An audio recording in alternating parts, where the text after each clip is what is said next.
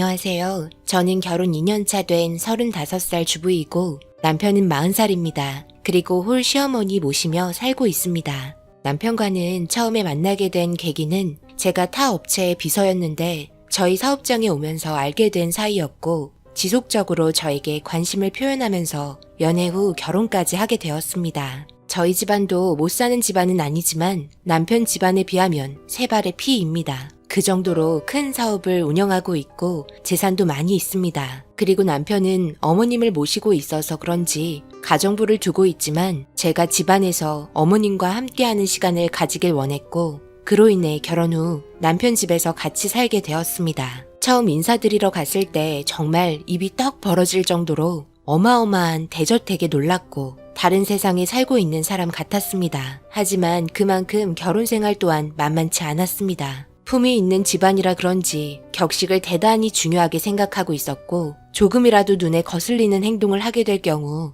그거에 따른 시어머니의 히스테리는 저에게는 정신적으로 너무 힘들었습니다. 당연히 살아온 환경이 다르기 때문에 한두 번은 봐주겠다 했지만 겉모습만 격식 차리려고 하지 말고 누가 보고 있던 안 보고 있던 항상 잘해야 한다면서 아침마다 잔소리를 엄청 하십니다. 눈 뜨자마자 욕을 먹으니 하루 종일 기분이 안 좋을 때가 많았습니다. 세상 얼마나 산다고 꼭 이렇게까지 해야 해요? 무슨 군대도 아니고 이 집에서 숨막혀 죽겠어요. 항상 감시당하는 것 같아요. 말투 하나하나 신경 쓰인다 하시고 안 보일 때 더 잘해야 한다면서 안 보는 것 같아도 주위에서 다 보고 있다고 뭐라 하시는데 정신적으로 너무 힘들어요. 당신이 가서 잘 좀 말해주면 안 돼요? 저도 나름 열심히 하려고 하는데 정말 많이 지치네요.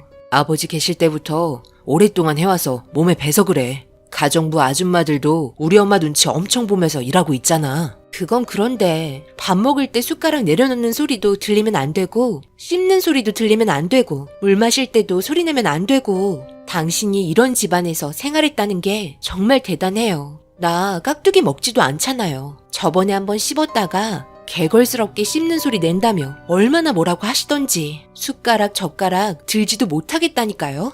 정말 대단해요. 당신은 소리 없이 먹잖아요. 뭐가 대단해? 어렸을 때부터 그렇게 자라왔으니까 그렇지. 당신도 새로운 환경에서 적응하려니 좀 힘들어서 그런 거지. 괜찮아질 거야. 내일부터는 잘 좀 해봐. 그리고 어머니랑 쇼핑도 좀 다녀오고 그래. 내가 어머니한테 나중에 말해놓을게. 남편과 하루 있었던 일에 대해서 대화하면서 시어머니 불만에 대해 말했지만 그냥 넘어가라는 말뿐이었네요. 그렇게 이 집에서 생활한 지 2년이나 되었습니다. 그동안 정말 힘든 나날들이었고 매일 달라지시는 시어머니의 모습에 저 또한 점점 지쳐가기 시작했습니다. 어떻게 2년을 함께 생활했으면서 집안일 하나 하는 거 이렇게 못할 수 있는 거니? 애들도 너보다는 잘하겠다. 이럴 줄 알았으면 우리 아들이랑 결혼시키는 게 아니었는데 정말 내가 낭을 치고 후회한다. 뭘 잘했다고 밤마다 친정엄마한테 투덜거리니? 어머님 너무하세요. 저도 정말 열심히 살림하는 건데요. 사람마다 잘하는 게 있고 못하는 게 있는 거잖아요. 그런데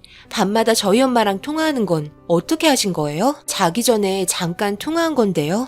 네가 질질 짜는 거 밖에까지 다 들리는데 모를 수가 있니? 매사에 채통을 좀 지키거라. 저기 가서 아줌마들 좀 도와주고. 남편이랑 결혼하고 나서 제대로 된 신혼생활도 없었고 그냥 가정부 하나 더 들어온 것 같은 느낌밖에 없었습니다. 그리고 더 이상한 건 저희 엄마와 통화하는 건 남편이 자거나 안 들어왔을 때 잠깐 방에서 진짜 조용히 통화한 것밖에 없는데 그걸 알고 계신 게 너무 충격이었습니다. 밤마다 엿듣고 계신 건지 잠도 안 주무시는 건지 결혼하는 동안 가끔 툭툭 뱉으시는 말이 제 모든 걸 다 보고 있는 것 같은 느낌이 들었습니다. 그런데 더 이상했던 건 가끔 남편이 어머님 방에 들어가서 한참 있다가 나온다는 겁니다. 제가 잠이 잘 들지 않는 경우 눈만 감고 있는데 제가 자는지 안 자는지 확인한 다음 일어나서는 몰래 시어머니 방으로 들어갑니다. 무언가 비밀이 있는 것 같았지만 워낙 대화를 많이 해서 그냥 넘어간 적도 있었지만 최근 들어 남편의 행동이 저에게 쌀쌀맞아지고 말도 안 하는 걸 보면 시어머니와 함께 있으면서 저한테 안 좋은 소리를 한 게 분명했습니다. 남편은 워낙 바쁘기 때문에 집에도 잘 오지 않지만 가끔 왔을 때조차 웃음기 없이 저를 맞아주는 게 너무 힘들었네요. 이렇게 사는 게 맞는 건가 싶어 남편과 대화를 좀 해보려고 기다렸습니다. 그리고 새벽 늦게 방으로 들어온 남편은 제가 자는 줄 알았지만 안 자고 앉아서 기다리는 걸 보곤 놀란 눈빛으로 저를 쳐다봤습니다. 뭐야, 아직까지 안 자고 뭐 하는 거야? 새벽 늦은 시간까지 나 기다리고 있었던 거야? 할 말이 좀 있어서 기다리고 있었어요. 최근에 어머님 방에 너무 오래 있다가 나오는 거 아니에요? 우리 결혼한 지 이제 2년 차인데 이게 사람 사는 건지 잘 모르겠네요. 나 요즘 너무 힘들어요. 나도 밖에서 많이 힘들어. 그리고 어머니랑 대화할 수도 있는 거지. 그런 거 가지고 지금 화내는 거야? 내가 어머니한테 무슨 말을 들었는지 알아? 당신 친구들이랑 전화하는데 남자랑도 전화하냐? 영철? 그놈은 또 누구야? 당신이 영철아 했다는데 집에 있을 때만큼은 좀 조심했으면 좋겠네. 나한테 안 부리는 애교까지 부렸다는데 우리 어머니가 안 보는 것 같아도 다 보고 있어. 그러니 조심하는 게 좋아. 너한테 더욱더 히스테리 부릴 테니 그냥 집에 있을 때는 시키는 것만 하고 조용히 좀 있어. 그걸 어떻게 하셨어요? 영철이 우리 학교 동창이에요. 고등학교 동창이라고요. 결혼 생활하면서 모임도 안 나오길래 걱정돼서 전화 온 거라고요. 다른 친구들 다 모임 나가는데 나는 2년 동안 친정집에 명절날 빼곤 어디 나간 적도 없잖아요. 나 이렇게는 못 살겠어요. 차라리 이혼하는 게 좋을지도 몰라. 너무 숨 막혀요. 당신이 처신을 잘하면 되는 거야. 의심 가는 행동을 많이 하니까 그런 거 아니야? 당신만 잘하면 돼. 그리고 이혼? 우리 가문에 먹칠할 일 있어? 당신이 행동을 똑바로 하면 이런 일도 없는 거야. 알았어? 그리곤 문을 닫고 나가버렸습니다. 정말 이상했습니다. 아무도 없는 곳에서 조용하게 통화한 건데 그걸 또 엿듣고 계셨다는 거에 너무 충격이었네요. 이런 상황들이 너무 힘들고 속이 타들어가는 것 같아 주방으로 내려와 냉장고 문을 열고 물을 마시고 있는데 서재에 남편이 있을 줄 알았는데 없길래 밖으로 나갈 옷차림도 아니었고 너무 늦은 새벽 시간이라 이상하게 생각하며 두리번거리고 있는데 어머님 방 안에서의 불빛이 어두운 거실로 새어나오길래 조용히 어머님을 불러봤지만 아무 대답이 없어서 노크하고 살짝 문을 열어봤습니다. 그런데 불만 켜져 있고 어머님은 방에 계시지 않았습니다. 워낙 어머님께서 함부로 들어오는 거 싫어하셔서 어머님 방에는 처음 들어와 보는 거라 두리번거리면서 구경을 하고 있는데 충격적인 장소를 발견하게 되었습니다. 붙박이장 안에서 불빛이 새어나오고 있었고 저는 참지 못하고 활짝 열어보니 문을 염과 동시에 밑으로 향하는 계단의 비밀 통로를 확인하게 되었습니다. 너무 소름이 돋았습니다. 어디 영화에서만 나올 법한 장소를 보고 말았습니다. 저는 순간 등에 식은땀이 나기 시작했고 닭살이 돋는 상태에서 한 계단 한 계단 내려가 봤습니다. 그리고 꽤 길게 이어진 통로를 걸어가니 지하실과 연결이 된 것 같았고 그 끝에서 들려오는 건 다름 아닌 어머님의 목소리도 아닌 남편의 목소리도 아닌 바로 제 목소리였습니다.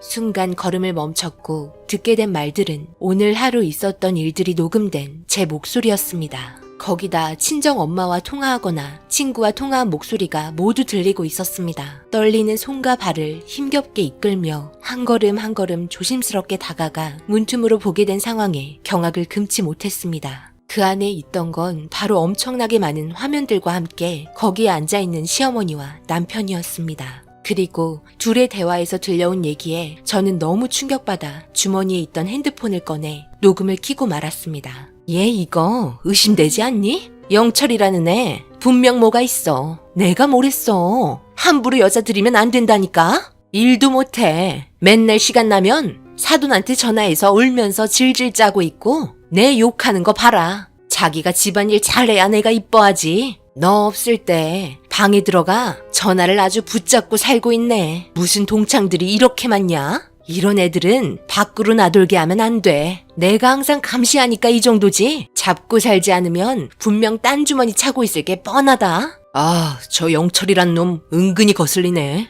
어머니, 영상 모두 잘 보관하고 있죠? 제가 뒷조사 좀 해봐야 할 것 같아요. 요 며칠간 계속 영철이 저놈이랑 통화하고 있네. 내가 다른 남자랑 통화하는 거 자제하랬더니만 이래서 여자는 믿으면 안 된다니까. 처음에는 조신하고 가정적일 줄 알았더니 결혼하고 나서 완전 사람이 바뀌었네. 감히 다른 남자랑 통화를 해? 어머니, 선짜리 좀 주선해 주세요. 이렇게는 못 살겠어요.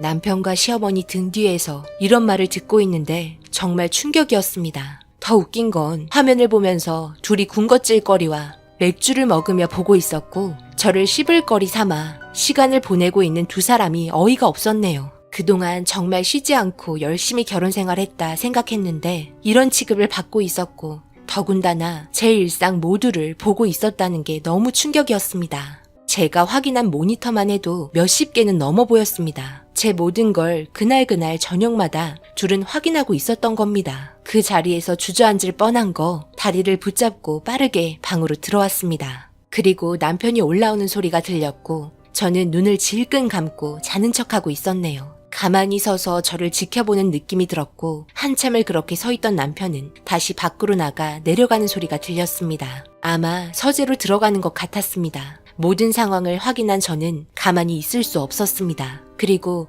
아침 일찍 남편은 출근했고 분주하게 일하시는 분들은 아침을 준비하시고 계셨고 시어머니께서는 아침마다 뒷산을 잠깐 다녀오시기 때문에 그 틈을 타 다시 어머님 방으로 들어가 비밀 통로에 도착을 했습니다. 시간이 별로 없던 저는 급한 대로 모든 장면을 핸드폰 속에 담았고 그리곤 모든 선을 다 잡아서 뜯어버렸고 모든 상황을 볼 수 있었던 화면을 던져버렸습니다. 그리곤 급하게 시어머니 방에서 나와 뒤도 안 보고 밖으로 나갔습니다. 그런데 때마침 시어머니 내려오시고 계셨고 저랑 마주치게 되면서 당황하신 것 같은 눈빛으로 아침부터 어디 가냐고 물어보길래 그동안 참고 있던 게 터지고 말았습니다. 어디 가냐고요? 몰라서 물어요? 지금 제 오른손에 들고 있는 게 뭐인 것 같은데요? 이 집구석에서 살기 싫어서 나가려고 짐 싼 건데요. 무슨 문제가 있는 건가요? 그동안 아드님이랑 같이 맥주 마시면서 못난 제 모습 안주거리 삼아 험담하니까 좋았나 봐요? 진작 눈치챘어야 했는데 그렇지 못한 제 인연이 너무 아깝네요. 이런 줄 알았으면 절대 결혼하지 않았죠. 얼마나 잘하려고 그동안 노력했는데 당신들은 정말 나쁜 사람들이야. 이 문제 그냥 넘어가지 않을 테니 그런 줄 아세요. 뭐라고? 네가 그걸 어떻게 알게 된 거야? 거기에는 아무나 들어올 수 없는 곳인데? 왜요? 놀라셨어요? 꼬리가 길면 언젠가 밝혀지게 되는 거 모르셨어요? 그러니 문단속을 잘하셨어야죠. 잘난 아드님과 함께 법정에 손잡고 꼭 오세요. 그동안 망신당한 거 모두 갚아드릴게요. 그리곤 저는 뒤도 안 돌아보고 친정집으로 향했습니다. 그리고 제 핸드폰으로 녹음된 음성과 함께 증거 사진들을 보곤 엄청 놀람과 동시에 엄마는 저를 껴안고 울고 계셨습니다. 아빠는 심각한 표정으로 말없이 제가 모은 증거물들을 가지고 방으로 들어가셨습니다. 누군가와 통화를 하는 것 같았습니다. 아마 변호사와 전화하고 계신 거였겠죠. 그리고 그날 저녁 모든 사실을 들은 남편한테 전화가 왔고 왜 이렇게까지 했냐고 물어보니 제가 하는 행동이 의심스러워서 그랬답니다. 저를 믿지 못했다 합니다. 정말 너무 어이없었습니다. 그렇다고 그걸 시어머니와 둘이 밤에 앉아서 제 욕을 하고 있었다는 게 너무 화가 났습니다. 평생을 함께 해야 할 배우자였는데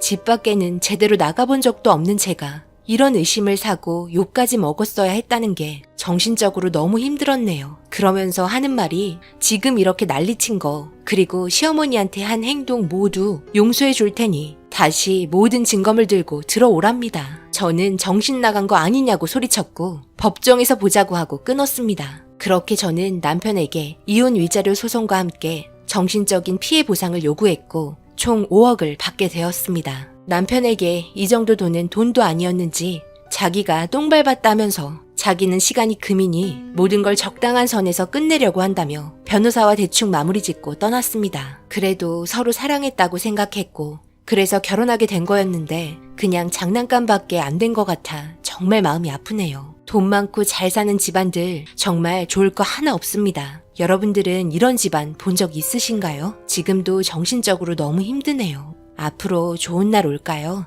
이제 제 나이 35살이고 이혼녀인데 누가 저를 좋아할까요? 그간 아팠던 마음 위로받으려고 사연 신청해 봤습니다. 정말 가슴이 많이 아프네요. 오늘 하루 행복하시고 제 사연 읽어주셔서 정말 감사합니다. 오늘의 사연은 여기까지입니다. 댓글로 여러분들의 생각과 조언을 남겨주세요. 구독, 좋아요, 알림도 꼭 부탁드립니다. 저는 다음 영상으로 찾아뵙겠습니다. 감사합니다.